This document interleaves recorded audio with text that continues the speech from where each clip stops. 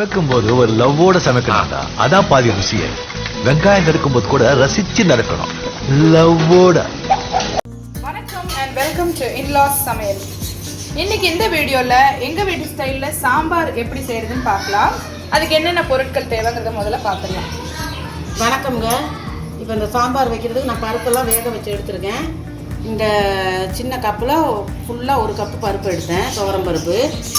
அதில் வந்து ஒரு கரண்டி சாம்பார், 3 கரண்டி சாம்பார் பொடி, ஒரு அரை கரண்டி தனியா போட்டுட்டு, அரை கரண்டி மஞ்சள் தூள் போட்டு, தண்ணி 2 கப்பு தண்ணி ஊற்றி, அப்புறம் வந்து ஒரு 4 பச்சை மிளகா, 2 தக்காளி, ஒரு 10 பல்லு பூண்டு, இவ்வளவு போட்டு வேக வச்சு எடுத்து வச்சுருக்கிறேன். அதை பாருங்க, நல்லா பருப்பெல்லாம் வேக வச்சு எடுத்து வச்சுருக்கேன். தக்காளி எல்லாம் நல்லா மொத்தம் ஒரு கேரட்டும் போட்டிருக்கிறேன். அதில் எல்லாருமே முருங்கைக்காய் போட்டு தான் சாம்பார் வைப்பாங்க. நான் இன்றைக்கி அவரைக்காய் போட்டு, அவரைக்காய் கேரட் போட்டு தான் இந்த சாம்பார் வைக்கிறேன். ஆமாம், அதில் ஒரு கேரட் மட்டும் போட்டிருக்கிறேன். அதையும் சேர்த்து வேக வச்சுட்டேன். எத்தனை விசில் விட்டுருக்கீங்க? 4 விசில் விட்டேன். 4 விசில் விட்டு இப்போ இறக்கி வச்சுருக்கேன். அது வந்து எங்கள் வீட்டு ஸ்டைல் தான் இந்த சாம்பார். அதுக்கு ஒரு 10 அவரைக்காய் எடுத்து 2 கட் பண்ணி வச்சுருக்கிறேன். கொஞ்சம் புளி கரைச்சல், ஒரு 15 சின்ன வெங்காயம் தாளிக்கிறதுக்கு, சாம்பார் தாளிக்க. ஏற்கனவே ஒரு வெங்காயம் இதில் நான் போட்டு வேக வச்சுருக்கேன், பெரிய வெங்காயம் ஒன்று.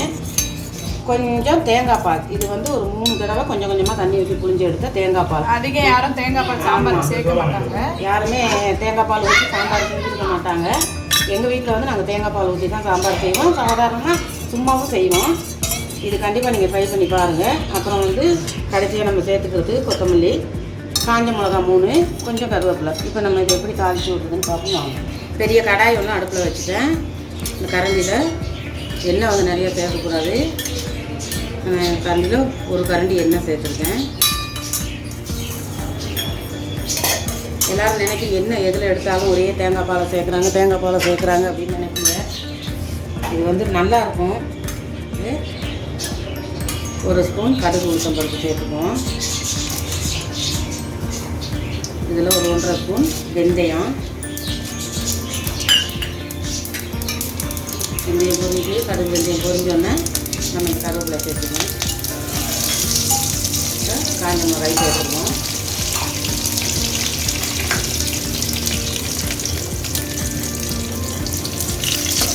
நம்ம இதெல்லாம் வேக வச்சுட்டு கடைசியாக தாளித்து விடுறதுக்கு தான் இது. இப்போ இந்த சின்ன வெங்காயத்தையும் சேர்த்துக்கணும். சின்ன வெங்காயம் வந்து நல்லா ஒரு கொஞ்ச நேரமாக வதங்கணும்.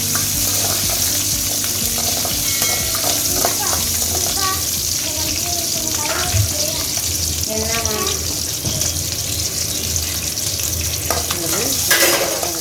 அதிலே நம்ம இந்த அவரைக்காய் சேர்த்துக்கணும்.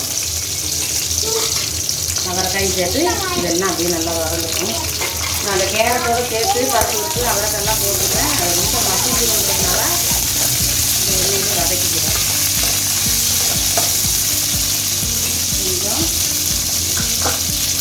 உப்பு நான் பருப்பில் சேர்க்கலை, இதெல்லாம் சேர்த்து வதக்கணும். ஒரு 1.5 ஸ்பூன் உப்பு.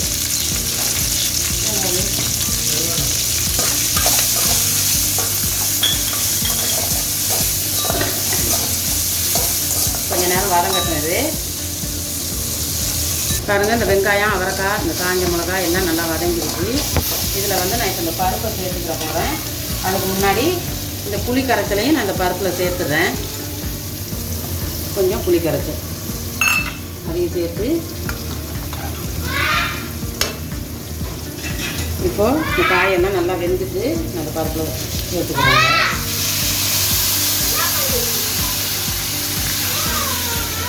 தண்ணிக்கு பதிலாக நான் இந்த தேங்காய் பால் சேர்க்குறேன். இப்போ இந்த தேங்காய் பாலையும் சேர்த்துக்குவோம். நம்ம சாம்பார் நிறைய வேணுங்கிறதுனால நான் வந்து கொஞ்சம் நிறையவே சேர்க்குறேன்.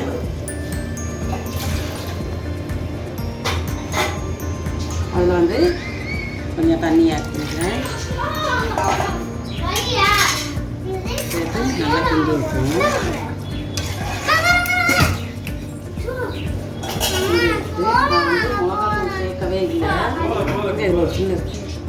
இப்போ இந்த சாம்பாரெல்லாம் நான் தாளித்து விட்டுட்டேன். ஏற்கனவே மிளகாத்தூள் போட்டதை நான் சொல்லியிருக்கிறேன். இருந்தாலும் இன்னொரு தடவை சொல்லிடுறேன். இந்த ஸ்பூனில் 3 ஸ்பூன் சாம்பார் பொடி சேர்த்துருக்குறேன். 1/2 ஸ்பூன் மஞ்சள் தூள், ஒரு 1/2 ஸ்பூன் தனியா. இப்போ வந்து இதே ஒரு ஸ்பூனில் இந்த எல்லாம் கலந்து அரைச்ச மிளகாத்தூள் 1 ஸ்பூன் சேர்த்துக்கிறேன். சேர்த்து இது வந்து நல்லா கொதிக்கணும் சாம்பார். எல்லாம் முருங்கைக்காய், கத்திரிக்காய் இதெல்லாம் போட்டு சாம்பார் வைப்பாங்க. நான் இன்றைக்கி அவரைக்காய் சாம்பார். என்னடா வெள்ளையாக இருக்குன்னு நினைக்காதீங்க, கொதிச்சோடனே அதோட கலர் ஆட்டோமேட்டிக்காக வந்துடும், மாறிடும். நல்லா கொதிக்கணும். ரெடி. இப்போ நம்ம சாம்பார் சாப்பிட்டு பார்க்குறோம்.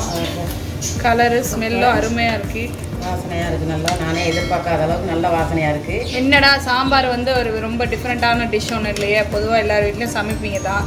இது வந்து ஸ்பெஷலாக வந்து ஃபஸ்ட்டு சமைக்க ட்ரை பண்ணுறவங்க, ஹாஸ்டலேட்ஸு, அந்த மாதிரி சாம்பார் டிஃப்ரெண்ட்டாக வைக்கணும்னு ட்ரை பண்ணுறவங்களுக்காக இந்த சாம்பார் வீடியோ. இது வரைக்கும் யாரும் தேங்காய் பால் ஊற்றி சாம்பார் வச்சுருக்க மாட்டீங்க. தேங்காய் பால் வச்சுருக்க மாட்டீங்க. கண்டிப்பாக இதே மாதிரி ட்ரை பண்ணி பாருங்கள், நிச்சயமாக நல்லாயிருக்கும். உண்மையாக இந்த சாம்பார் ரொம்ப டேஸ்ட்டாக இருக்கும். சாப்பிட்டு பார்த்ததுனால சொல்கிறேன், ஸ்மெல்லும் கலரும் சூப்பராக வந்திருக்கு. இப்போ சாம்பார் ரெடி ஆயிடுச்சு. நம்ம கொஞ்சம் டேஸ்ட் பார்த்துட்டு உப்பெல்லாம் இது கரெக்டாக. எவ்வளோ நேரம் கொதிக்கணும்? இப்போ ஒரு 5 நிமிஷம் கொஞ்சம் திக்காக ஆகணும் சாம்பார் இல்லையா? அவ்வளோதான். அதான் இந்த கன்சிஸ்டன்சி வர வரைக்கும் கொதிச்சா போதும். சூப்பராக இருக்குது, கரெக்டாக இருக்குது எல்லாமே. இப்போ நம்ம ஆஃப் பண்ணிவிட்டு வேறு பவுலில் மாற்றிடலாம். மேலே கொஞ்சம் மல்லிக்கீரை போட்டுக்குவோம். மல்லித்தலை தூக்கிக்குவோம். இதில் ஓகே, செம்ம டேஸ்ட்டாக இருக்கும். கண்டிப்பாக ட்ரை பண்ணுங்கள். திரும்ப திரும்ப சொல்கிறேன், ட்ரை பண்ணி பார்த்துட்டு கமெண்ட் செக்ஷனில் சொல்லுங்கள் எங்களுக்கு. ஸோ நல்ல சூடான சுவையான ஒரு சாம்பார், அவரைக்காய் சாம்பார் எப்படி செய்யுதுன்னு பார்த்தீங்க எங்கள் வீட்டு ஸ்டைலில். நிச்சயமாக இந்த சாம்பார் ட்ரை பண்ணி பாருங்கள், ரொம்ப டேஸ்டியாக இருக்கும். இது நீங்கள் டிஃபன், பிரேக்ஃபாஸ்ட், லஞ்ச் எல்லாத்துக்குமே சர்வ் பண்ணலாம். ட்ரை பண்ணிவிட்டு எப்படி இருந்ததுன்னு எங்களுக்கு சொல்லுங்கள். இன்லா சமையலுக்கு சப்ஸ்கிரைப் பண்ணாதவங்க எங்கள் சேனலுக்கு சப்ஸ்கிரைப் பண்ணுங்கள், சப்போர்ட் பண்ணுங்கள். அடுத்து ஒரு நல்ல வீடியோவோடு உங்களை சந்திக்கிறோம். until then bye. சமைக்கும் போது ஒரு லவ்வோட சமைக்கணும்டா, அதான் பாதி ருசியே. வெங்காயம் நறுக்கும் போது கூட ரசிச்சு நறுக்கணும், லவ்வோட.